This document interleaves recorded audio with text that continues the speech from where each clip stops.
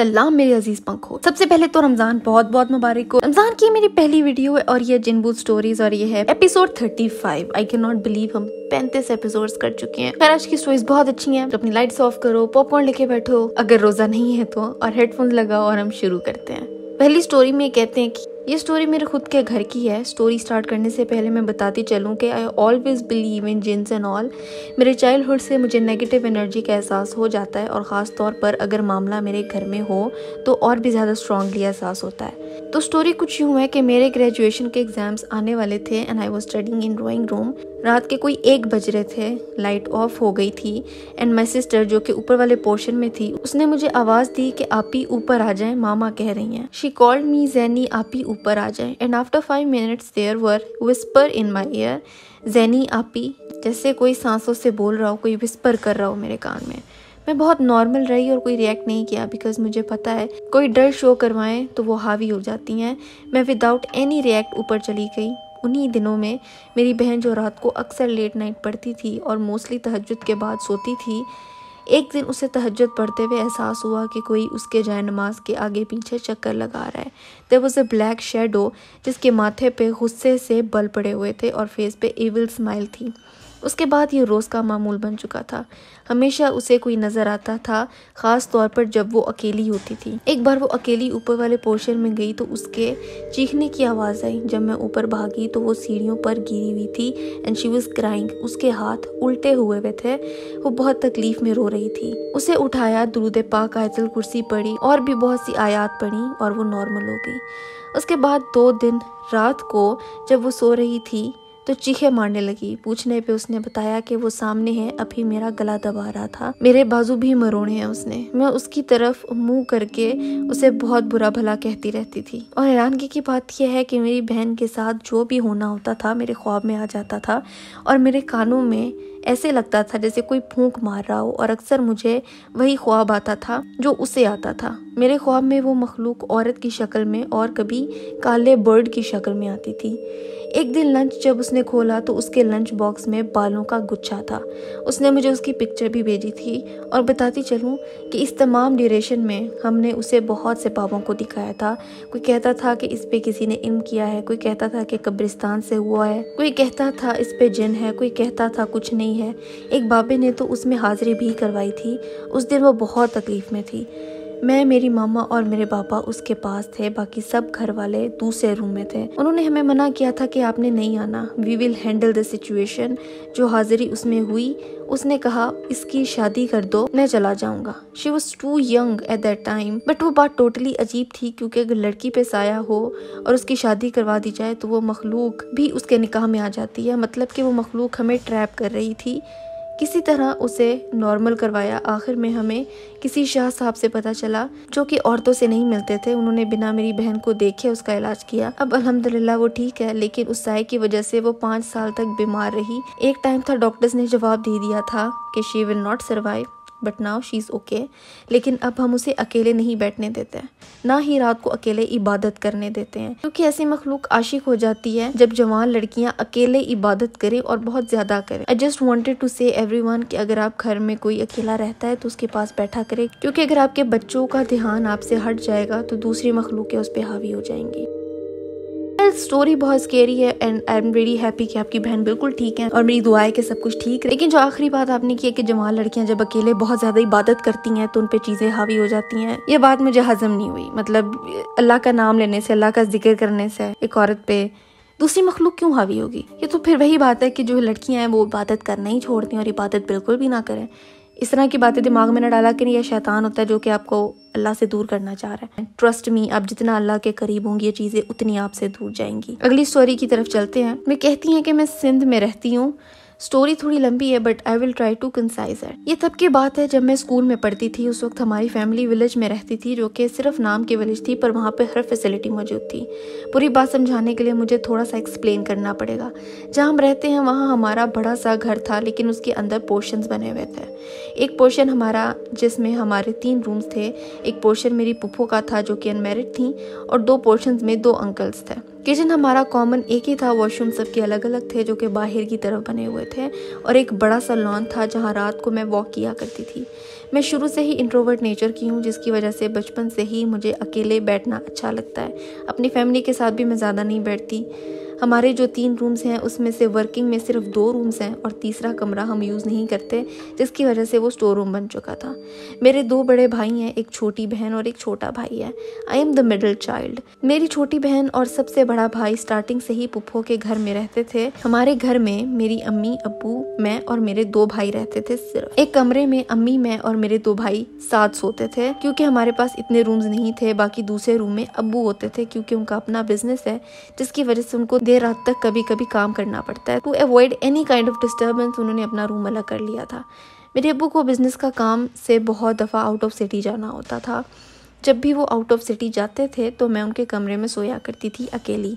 एक दफ़ा अब्बू आउट ऑफ सिटी गए हुए थे तो मैं उनके रूम में जाके बैठ गई और अपनी कोई असाइनमेंट बनाने लगी। उस वक्त शायद मैं 10th या 1st ईयर में थी। अब्बू के रूम में मेरे भाई का कंप्यूटर रखा हुआ था। रात के कोई 2 बजे रहे होंगे। मेरे भाई और कजन्स की आदत थी कि वो लोग औताक में बैठा करते थे पूरी रात और सोते सुबह 4-5 बजे थे। उसी रात जब मैं अपना काम कर रही थी अब्बू के कमरे में, तो सामने रखे कंप्यूटर पे मेरा भाई कोई फिल्म डाउनलोड पे लगा के चला गया। खैर अब मैं रूम में अकेली बैठी थी, काम कर रही थी कि अचानक मुझे ऐसा फील हुआ जैसे किसी ने बिल्कुल मेरे कान के पास आके मेरा नाम विस्पर किया है। विस्परिंग की वजह से जो मुंह से हवा निकलती है वो भी बाकायदा मैंने कान में महसूस की और मैं इधर उधर देखने लगी। मैं पहले भी बहुत दफ़ा इसी तरह अब्बू के कमरे में देर रात तक अकेली बैठी काम करती रहती थी, लेकिन ऐसा मेरे साथ कभी नहीं हुआ। खैर मैंने खुद को तसल्ली दी कि मेरा वहम है और वापस अपना काम करने बैठ गई। मुझे काम करते हुए 3 से ज़्यादा बज गए होंगे कि अचानक कंप्यूटर पे खुद से लाउड वॉल्यूम में सॉन्ग चलना शुरू हो गया। मैं उस रात इतनी ज़्यादा डर गई कि मुझे कुछ समझ नहीं आया। मैंने डायरेक्ट कंप्यूटर का प्लग निकाला और भाग के अम्मी के रूम में चली गई और फिर कब मुझे नींद आ गई पता न लगा। सुबह होते ही मैंने ये बात अपने भाई से की। रात को कंप्यूटर पर अचानक से गाने चलना शुरू हो गए थे, तो वो हंसने लगा और उसने कहा कि कोई टेक्निकल इशू हो गया होगा, इसीलिए ऐसा हो गया। यहाँ से मेरे साथ अजीब से इंसिडेंट्स होना शुरू हो गए। जिस कॉर्नर पर अब्बू का बेड रखा हुआ था, जब मैं वहाँ सोती थी तो मुझे ऐसा महसूस होता था कि जैसे कोई मेरे साथ सोया हुआ है। मैंने आंखों से कुछ नहीं देखा था, लेकिन बहुत अजीब महसूस होता था, ऐसे जैसे कि कोई साथ सोया हुआ है और कंटिन्यूसली मुझे देखकर मुस्कुरा रहा है। ये चीज़ मुझे बहुत तंग करने लगी और ये चीज़ बेड के उस कॉर्नर पर महसूस होती थी जहाँ दीवार थी। मुझे डर लगता था, लेकिन फिर भी मैं सोई रहती थी, क्योंकि मुझे आदत थी कि जब भी अब्बू घर पे नहीं होते तो मैं उस रात उन्हीं के रूम में सोती थी। खैर कुछ अरसे तक ये चीजें बंद हुई। फिर अचानक एक रात फिर से मैं अब्बू के रूम में सोई हुई थी और वो चीज मुझे महसूस हुई कि कोई मेरे साथ सोया हुआ है और मुझे देखकर मुस्कुरा रहा है। उस रात मुझे पहले से ज्यादा डर लगा तो मैं साइड चेंज कर ली। जैसे ही मैंने साइड चेंज की तो उस चीज़ की शिद्दत और बढ़ गई और मुझे ऐसा फील होने लगा जैसे वो चीज़ मुझे तंग कर रही है और कह रही है कि इधर मुंह करो। इस बार कुछ अलग ही फीलिंग थी। मैं इतना ज़्यादा डर गई कि मेरा पूरा जिस्म कांपना शुरू हो गया, पसीने से भर गया। अगर उस वक्त मुझे कोई देख लेता तो यही समझता जैसे कि किसी ने मुझ पे पानी फेंक दिया हो, इतना पसीना था। ये चीज़ बिल्कुल मुझसे बर्दाश्त ना हुई। मैं इतना डरी कि बिस्तर से निकल के अम्मी के रूम में चली गई। उस दिन के बाद फिर कभी मैं अब्बू के रूम में नहीं सोई। अब यहाँ से मेरी तबीयत ख़राब रहने लगी। मुझे रोज़ रात को डरावने ख्वाब आने लगे। बहुत सी अजीब चीज़ें हुई। ये सब कुछ 2 साल तक चलता रहा, यहाँ तक कि मैं यूनिवर्सिटी में आ गई। फिर कभी यूँ होता कि मुझे रात को मेरी चच्ची की शक्ल जैसी औरत दिखाई देती, कभी लॉक्ड रूम अंदर से नॉक हो रहा होता और कभी कुछ। बहुत अरसा गुजर गया और अब मैं इन चीज़ों को इग्नोर करने लग गई और मेरा डर भी कम हो गया था। फिर एक दिन यूँ हुआ कि मेरी यूनिवर्सिटी के एग्ज़ाम्स थे और मेरी आदत थी कि मैं रात को जल्दी सो जाया करती थी और सुबह 4 बजे का अलार्म लगा के पढ़ने बैठ जाती थी। एक दफ़ा मैंने इसी तरह 4 बजे का अलार्म लगाया और साथ में अपने सबसे छोटे भाई को, जो कि औताक में बाकी कज़न्स के साथ बैठा हुआ था, मैसेज कर दिया कि मुझे 4 बजे उठाना, मुझे पढ़ना है। अभी 4 बजने से कोई 15 मिनट्स पहले मेरा बड़ा भाई आया और मुझे ज़ोर ज़ोर से हाथ पकड़कर उठाने लगा। मुझे आज भी याद है कि उसने इतनी ज़ोर से मुझे उठाया और कहने लगा, जल्दी उठो और पढ़ो, मैं बार बार नहीं आऊँगा उठाने तुम्हें। ये सुनते ही मैंने अपना फ़ोन चेक किया और सबसे पहले अलार्म ऑफ किया, जो कि अभी बजा नहीं था। जैसे ही मैंने ऊपर देखा तो मेरा भाई वहाँ नहीं था। मैं बहुत हैरान हुई और सोचने लगी कि मैसेज तो मैंने छोटे भाई को किया था, तो उठाने बड़ा भाई कहाँ से आ गया। फिर मैंने सोचा कि शायद छोटे भाई ने कहा होगा उसे। फिर दूसरे दिन एग्जाम देकर जब मैं घर आई तो मैंने अपने बड़े भाई से पूछा कि रात को मुझे उठाने आए थे, तो साफ इनकार कर दिया कि मैं क्यों आऊँगा उठाने। फिर मैंने छोटे भाई से कहा कि तुम क्यों नहीं आए मुझे उठाने, तो उसने कहा कि मेरी गेम डिस्टर्ब हो जाती है अगर उठाने आ जाता। फिर एक मर्तबा ये हुआ कि मेरे सर में शदीद दर्द था, दोपहर का वक्त था, हालत ख़राब हो रही थी, तो मैंने सोचा लेट जाती हूँ।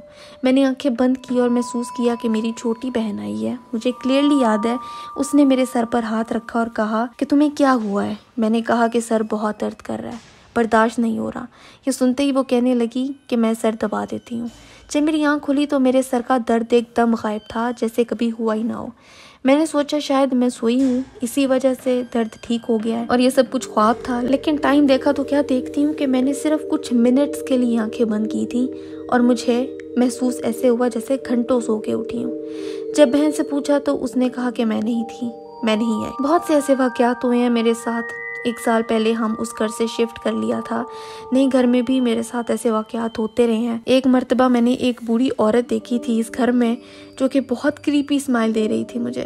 फिर कभी अजीब सी शक्लें नजर आती थी तो कभी डरावने ख्वाब। डिटेल्स बताई तो ये स्टोरी कभी खत्म ना होगी। मैंने अभी ग्रेजुएशन कर ली है कुछ मंथ्स पहले और अब मुझे ऐसी कोई चीज नजर नहीं आती। मुझे नहीं पता ये सब क्या था। अगर वाकई कुछ था भी तो मुझे कोई नुकसान नहीं पहुंचाया। फर्क ये है कि ये सब मेरे साथ तब होना शुरू हुआ था जब मैं नमाज पढ़नी छोड़ दी थी। मैंने अब फिर से नमाज शुरू कर दी है और अब मुझे ऐसी कोई चीज नजर नहीं आती। लेकिन हाँ, कभी कभी सेम डरावने ख्वाब आ जाते हैं, लेकिन अब बिल्कुल डर नहीं लगता।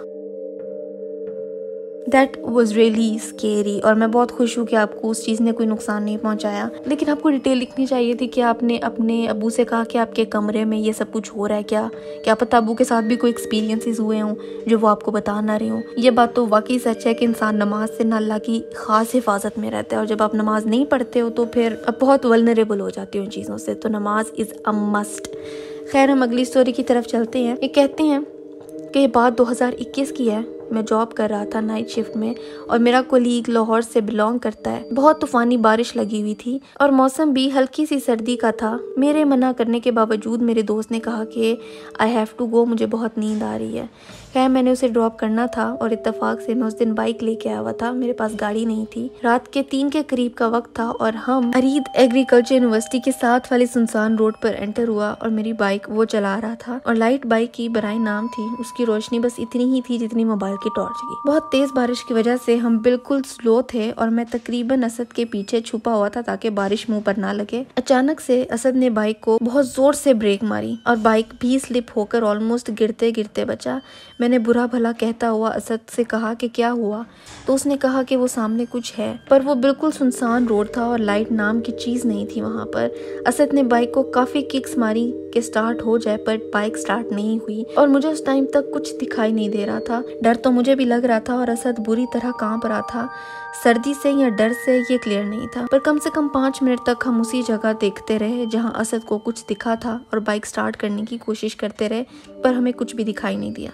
कुछ देर बाद वहां से टैक्सी गुजरी और टैक्सी की लाइट जब उस डब्बे पर पड़ी, वो कचरे वाला बड़ा डब्बा था, जब उस पे वो लाइट पड़ी तो वो मंजर काफी था मरने के लिए। कोई चीज थी जिसका साइज में भी 20 फीट होगा। वो झुकी हुई थी कचरे के डब्बे में और लाइट के पड़ते ही वो चीज खड़ी हुई और उसका फेस ज्यादा सही से नजर नहीं आया क्योंकि वो किसी दरख्त से भी ज्यादा लंबा था। टैक्सी वाले की नजर उस पे पड़ी शायद, जिस वजह से टैक्सी वाले ने भी पता नहीं क्यों ब्रेक मारी और पानी की वजह से स्लिप होकर उसकी गाड़ी पोल के साथ जाके लगी। अल्लाह जानता है कि हम तीनों भागे और भागते हुए टैक्सी वाले का जूता भी उतर गया और पीछे मुड़कर सिर्फ असद ने देखा और चीखें मारी कि वो आ रहा है।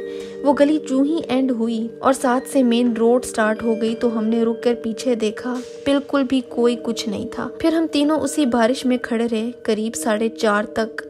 जब अजानें स्टार्ट हुई तो मैं तिलावत करते हुए बाइक के पास गया और टैक्सी वाला भी, पर कुछ नहीं था वहां पर। बाइक तब भी स्टार्ट नहीं हुई। हम आगे तक लेकर आए, ऐसे ही स्टार्ट करने की ट्राई की तो हो गई। उसके बाद थोड़े दिन तक मेरी कंडीशन ख़राब रही, बस वो चीज़ आती थी आंखों के सामने। पर असद बहुत सीरियस बीमार हुआ, यहाँ तक कि डॉक्टर्स ने कहा ही इज़ ऑलरेडी डेड, बस सांसें चल रही हैं, पता नहीं क्यों। उसके बाबा की डेथ हो चुकी थी और उसके चाचू ही थे, उसकी वालिदा और बहन थी यहाँ पर रावलपिंडी में। जब मैं मिलने के लिए गया तो मैंने उन्हें सारी बात बताई। उन्होंने किसी आलिम दीन से फ़ौरन कांटेक्ट किया और सारी बात बताई। तो वो आलिम आए उस जगह, हम तीनों गए और जाकर उन्होंने कुछ देर पढ़ा और हमें कहा कि यहाँ पर काला बकरा ज़बा करके फेंक दो और खुद कुछ भी नहीं रखना। फिर मैंने ही काला बकरा खरीदा और फेंक कर आ गया और असद ने अगले दिन उठ के चलना भी शुरू कर दिया, लेकिन उसको कमज़ोरी बहुत हो गई थी। वो कहता था कि वो चीज़ मेरी आंखों के सामने ही होती है और मुझे उसने बांधा हुआ था और वो मुझे खाती थी और मुझे बहुत तकलीफ होती थी। खैर असद थोड़ा बेहतर हुआ तो उसके घर वाले लाहौर लेकर चले गए और मैं कभी वहाँ से गुजरता हूँ तो उस जगह को और उस डब्बे को देखकर इस्तग़फ़ार ही करता हूँ। अब इस एरिया में रहने वाले लोग ये कंफर्म अगर कर सकते हैं तो कर दे। ये इन्होंने बताया हुआ है कि जो एरिया था वो अरीद एग्रीकल्चर यूनिवर्सिटी के साथ वाली सुनसान रोड पर था। अगर यहाँ पे किसी को पता है कुछ इस बारे में तो मुझे नीचे कमेंट्स में लिखो। खैर आई एम रियली हैप्पी कि असद भी ठीक है और आप भी ठीक हैं और हम अगली स्टोरी की तरफ चलते हैं। ये इस वीडियो की लास्ट स्टोरी और ये इंडिया से है। ये कहती हैं कि मेरी शादी को 2.5 साल हुए हैं और मैं और मेरे हस्बैंड न्यू मुस्लिम्स हैं। मेरे इन-लॉज भी इस्लाम में हैं, बस जेठ और जेठानी मुसलमान नहीं है। शादी के शुरू में सब कुछ बहुत अच्छा था। मैं कुरान से जुड़ी हुई थी और कसरत से पढ़ा करती थी। मियाँ बीवी वाले ताल्लुकात भी बहुत अच्छे थे। मेरी सास के साथ भी बहुत अच्छे रिलेशन थे। शादी को भी 3 महीने ही हुए थे कि मेरी सास का रवैया एकदम से बदल गया। छोटी छोटी बातों पे वो मेरे से लड़ने लगती थी और चिल्लाने लग जाती थी, बात करना बंद कर देती थी। मुझे बहुत हैरानी होती थी कि उनके एटीट्यूड को क्या हो गया। अगर मैं अपने शौहर को कोई दुआ बताती थी तो वो गुस्सा करने लग जाती थी कि मेरे बच्चों के सामने इस्लाम की बात ना किया करो। मैं अपने शौहर से डिस्कस करती थी तो वो बोलते थे कि मम्मी का नेचर ऐसा नहीं है, पता नहीं वो ऐसा क्यों कर रही हैं। वक्त बीत रहा था और हालात बहुत खराब हो गए थे। हर वक्त का लड़ाई झगड़ा रहता था घर में और उस लड़ाई में वो अक्सर मेरी जेठानी की तारीफ करती थी और उनके पास जाने का बोला करती थी कि मैं तुम्हारे छोड़ के उसके पास रहूंगी। हमें डाउट होता था कि शायद भाभी मम्मी को कुछ बोलती होगी। एक दिन मेड के सामने उन्होंने रोटी के पीछे मुझसे बहुत लड़ाई की। पापा ने हम दोनों को घर से निकल जाने तक का बोल दिया। हम लोग एक मुफ्ती के पास गए, उसको सारा मसला बताया। उसने बोला कि आप सब्र करें या फिर अलग हो जाएं। लेकिन हम दोनों का दिल अलग होने को नहीं मानता था, क्योंकि अगर हम अलग हो जाते तो भाई भाभी उनको इस्लाम से दूर कर देते। वो उनसे डरती थी कि उनका बड़ा बेटा कहीं उन्हें छोड़ के ना चला जाए, इसलिए उनके सामने इस्लाम को बहुत रिजर्व रखती थी। वक्त निकलता रहा और एक दिन मैं और मेरे हस्बैंड बाहर घूमने गए हुए थे तो अजीब सी बेचैनी और उदासी महसूस हो रही थी। घर वापस आई तो मैं बेहोश हो गई और मेरे हस्बैंड की तबीयत बहुत ख़राब हो गई, जैसे कोई चीज़ हावी हो रही हो बॉडी पर। मेरे हस्बैंड ने मुझे दम किया हुआ पानी पिलाया तो मुझे होश आया। उस वक्त हम दोनों को डाउट था कि कोई गड़बड़ ज़रूर है। मुझे रोना बहुत आता था बिना बात के, सर दुखता था हमेशा। हम दोनों की आंखें भारी रहती थी, मिजाज में चिड़चिड़ापन रहता था, कहीं दिल नहीं लगता था। मेरा कुरान पढ़ने तक का दिल नहीं करता था। उन्होंने कुछ आलिमों से कांटेक्ट किया। उन्होंने कुछ अस्कार बताए करने के लिए जो हम करते थे। मुझे डरावने ख्वाब भी बहुत आते थे, जैसे कोई मुझे मारने की कोशिश कर रहा हो। दुआ पढ़ने के बाद भी हालत बहुत ख़राब होती थी। हम दोनों मियाँ बीवी में भी बहुत गैप आ गया था। इस पॉइंट पर मेरा बेबी हुआ और बेबी होने के बाद भी हम दोनों में बहुत गैप आ गया। हमें लगा शायद बेबी की वजह से टाइम नहीं मिलता। हम दोनों में लड़ाई झगड़ा शुरू हो गया और लड़ाई भी बहुत बुरी होती थी। मैं अपने आप को गुस्से में ज़ख्मी कर लिया करती थी और मेरे हस्बैंड ने एक राकी से कांटेक्ट किया और उसको सारा मसला बताया। हम दोनों उस राकी के पास गए और रुकिया करवाया तो उस दौरान हम दोनों की आंखें बंद थी। हमें डरावनी चीज़ें दिखनी शुरू हो गई। मुझे खुशबू महसूस हुई। उस राकी ने हम दोनों से पूछा कि हमें जो भी दिखा और हमें ये बताया कि आप दोनों पर किसी ने मियाँ बीवी में तोड़ का जादू किया है और मुझ पर एक आशिक जिन्न है जो हम दोनों की लड़ाई करवाता है। उन्होंने सुबह शाम के अस्कार बताए और कुछ सूरह सुनने को बोला कुरान की। हम लोगों ने इलाज शुरू ही किया था कि तकलीफ बढ़ने लगी, क्योंकि वो चीज़ खुद परेशान हो रही थी, इसलिए हमें परेशान कर रही थी ताकि हम छोड़ दें। सारे अमल इलाज शुरू करने के बाद काफ़ी बार किसी की मौजूदगी का एहसास होता था, डर लगता था, डरावने ख्वाब आने लगते थे और खुशबू महसूस होती थी। एक बार मैंने बातों बातों में ही बोला कि मैं भी कुरान और सुन्नत की रोशनी में लोगों का इलाज करूंगी। तो उस दिन मेरी तबीयत बहुत ख़राब हो गई। मुझे लग रहा था कि मेरा कोई गला दबा रहा है। रोना बंद ही नहीं हो रहा था। जब राकी से पूछा हम दोनों ने कि ऐसा क्यों हो रहा है तो उसने बताया कि आपने ये काम करना चाहा तो वो चीज परेशान हो गई। मैं अपनी मदर इन लॉ को भी उस राकी के पास लेकर गई तो पता चला कि उन पर भी जादू किया हुआ है। मेरी सास ने बताया उनको बाथरूम बहुत दिखता था सपने में और गुस्सा बहुत आता था और याद नहीं रहता था जो भी वो बोला करती थी गुस्से में। दिल करता था घर छोड़ के चली जाएं। उस राकी ने उनको भी कुछ अमल दिए करने को। हम लोगों ने उस राकी से पूछा कि जादू का रीजन क्या होगा तो उसने बताया हसद और इस्लाम से दूर करने के लिए रिश्तेदार जादू करवा देते हैं। मुझे इस इलाज के करते हुए 4 महीने हो गए हैं। कभी कभी दिल बहुत उदास हो जाता है, रोने का दिल करता है, कभी कभी दिल करता है कि कुछ ना बोलें, लेकिन ये सब इलाज का हिस्सा है। कुरान से जिन परेशान होता है और बेचैन करता है। एक बार घर में किसी छोटे बच्चे के हाथों के निशान भी नजर आए थे, उसकी फोटो मैंने अटैच कर दी है। अब दुआ करें कि अल्लाह ताला हमें शिफा दे और सबकी हिफाजत करे।